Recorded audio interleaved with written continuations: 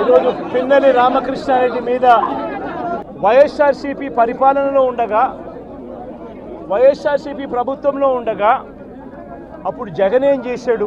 కులం చూడలేదు, మతం చూడలేదు, ప్రాంతం చూడలేదు, చివరికి ఏ పార్టీకి ఓటు వేశారన్నది కూడా చూడకుండా ప్రతి పథకము ప్రతి మనిషి కూడా అర్హత అన్నది మాత్రమే ప్రామాణికంగా తీసుకుని ప్రతి ఇంటికి డోర్ డెలివరీ చేసిన ప్రభుత్వం వైఎస్ఆర్సీపీ ప్రభుత్వందైతే, జగన్మోహన్ రెడ్డి ప్రభుత్వందైతే ఈరోజు కేవలం తెలుగుదేశం పార్టీకి ఓటు వేయలేదని, కేవలం చంద్రబాబు నాయుడు గారికి ఓటు వేయలేదని, కేవలం ఓటు వేయలేదన్న ఒక్క కారణంతో ఆస్తులు ధ్వంసం చేస్తూ ఉన్నారు, మనుషులను కొడతా ఉన్నారు, కొట్టి మరి కేసులు పెడతా ఉన్నారు. ఇంతటి అన్యాయంగా రాష్ట్రాన్ని రావణ కాష్టం చేస్తూ ఉన్నారు. రాజశేఖర రెడ్డి గారి విగ్రహాలను విరగొడతా ఉన్నారు, పగలగొడతా ఉన్నారు.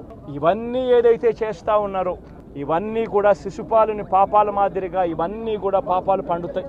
ప్రజాస్వామ్యంలో ఏదైనా కూడా ప్రజలకు మంచి చేసి ప్రజల గుండెల్లో స్థానం సంపాదించుకుని ప్రజల దగ్గరికి వెళ్ళి ఫలాని మంచి చేశాం కాబట్టి మాకు ఓటు వేయండి అని అడిగే పరిస్థితులు ఉండాలి తప్పనిచ్చి ఈ మాదిరిగా దౌర్జన్యాలు చేసి, ఈ మాదిరిగా అన్యాయమైన కేసులు బిగించి, ఈ మాదిరిగా ఆస్తులు ధ్వంసం చేసి, ఈ మాదిరిగా ఫియర్ సైకోసిస్ క్రియేట్ చేస్తూ రాజకీయాలు చేస్తే మాత్రం అది ఏ రోజు కూడా నిలబడే రాజకీయం కాదు.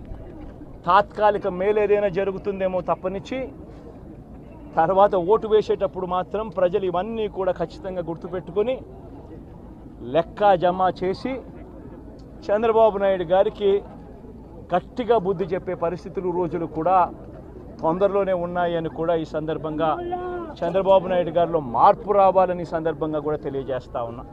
నిజంగా ఇదే విషయానికి వస్తే ప్రజలు ఎందుకు నీకు ఓటేశారు చంద్రబాబు నాయుడు గారు అని చెప్పి ఫస్ట్ చంద్రబాబు నాయుడు ఆలోచన చేయాలి. ఒకవైపున వైఎస్ఆర్ కాంగ్రెస్ పార్టీ ప్రజల్లో వ్యతిరేకత వల్ల ఓడిపోలేదు, ప్రజలకు మంచి చేసి ప్రజలకు మంచి చేసి వైఎస్ఆర్ కాంగ్రెస్ పార్టీ ఓడిపోయింది. ఎందుకు ఓడిపోయింది అని అంటే చంద్రబాబు నాయుడు చేసిన మోసపూరిత హామీలకు ప్రజలు కాస్తో కూస్తో కొద్దిగా ఇదే ఆ 10% కాస్త అటువైపున షిఫ్ట్ అయ్యి చంద్రబాబు నాయుడు గారు అధికారంలోకి వచ్చిన పరిస్థితులు. మరి చంద్రబాబు నాయుడు అధికారంలోకి వచ్చిన తర్వాత ఈరోజు రైతులకు ఇస్తానన్న రైతు భరోసా 20,000 రూపాయలు ప్రతి రైతన్నకి ఇస్తానన్నాడు. వ్యవసాయం స్టార్ట్ అయింది, ఖరీఫ్ మొదలైంది, పంటలు వేగంగా వేస్తూ ఉన్నారు రైతన్నలు. ఇంతవరకు రైతు భరోసా 10,000-20,000 రూపాయలు ఇస్తానన్న దానికి అతి గతి లేదు. బడులు మొదలయ్యాయి.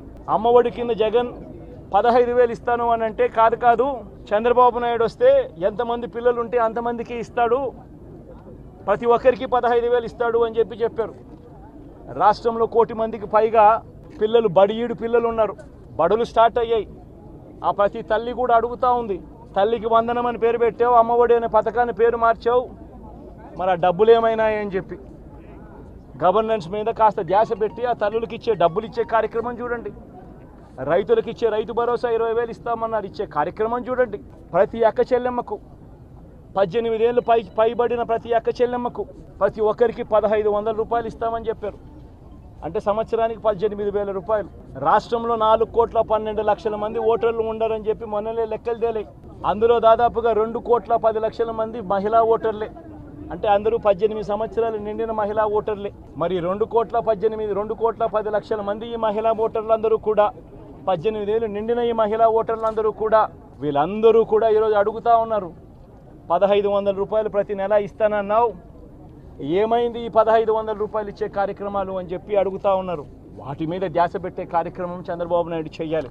ఇవేవి కూడా చేయకుండా కేవలం భయాందోళనలు క్రియేట్ చేయాలి, రాష్ట్రంలో రావణ కాష్టం సృష్టించాలి, దొంగ కేసులు పెట్టాలి, ఇరికించాలి, ఆస్తులను ధ్వంసం చేయాలి.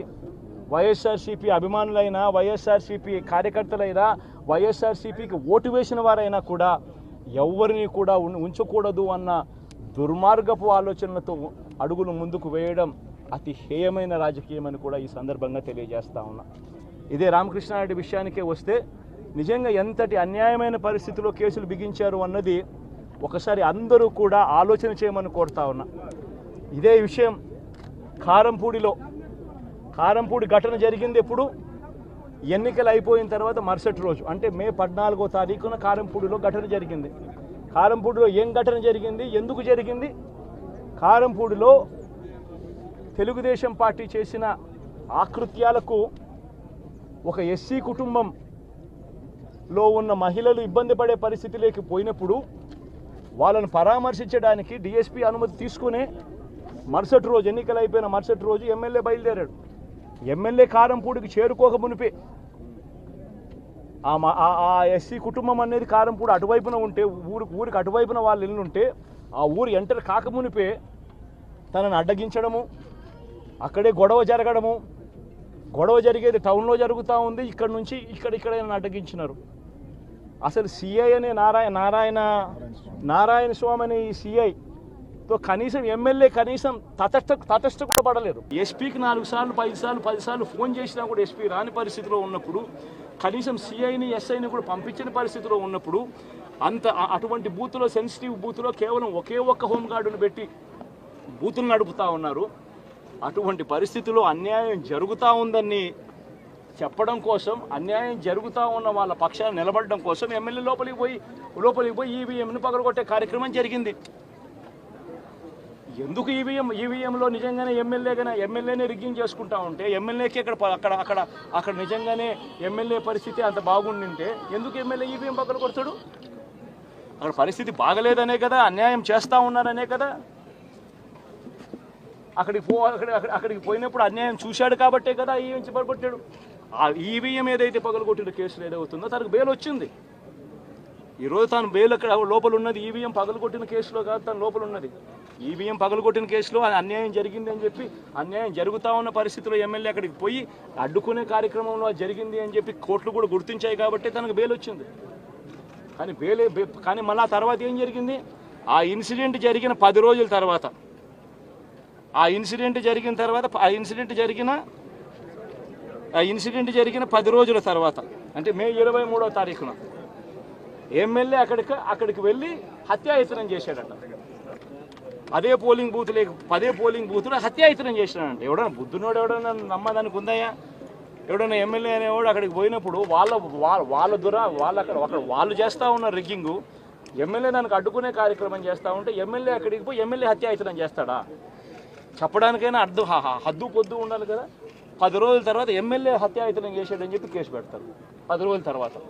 ఇప్పుడు నిజంగానే అటువంటి ఇన్సిడెంట్ జరిగిందంటే సిట్టు 17వ తారీఖు నుంచి, మే 17వ తారీఖు నుంచి 20వ తారీఖు లోపల మధ్యలో ఇచ్చిన రిపోర్ట్లో, ఆ సిట్లో అది చెప్పాలి కదా, ఇట్లా జరిగింది, ఎమ్మెల్యే అనే వ్యక్తి హత్యాయత్నం చేసే కార్యక్రమం చేశాడు అని చెప్పి రావాలి కదా. మరి ఎందుకు సిట్ రిపోర్ట్లో రాలేదు?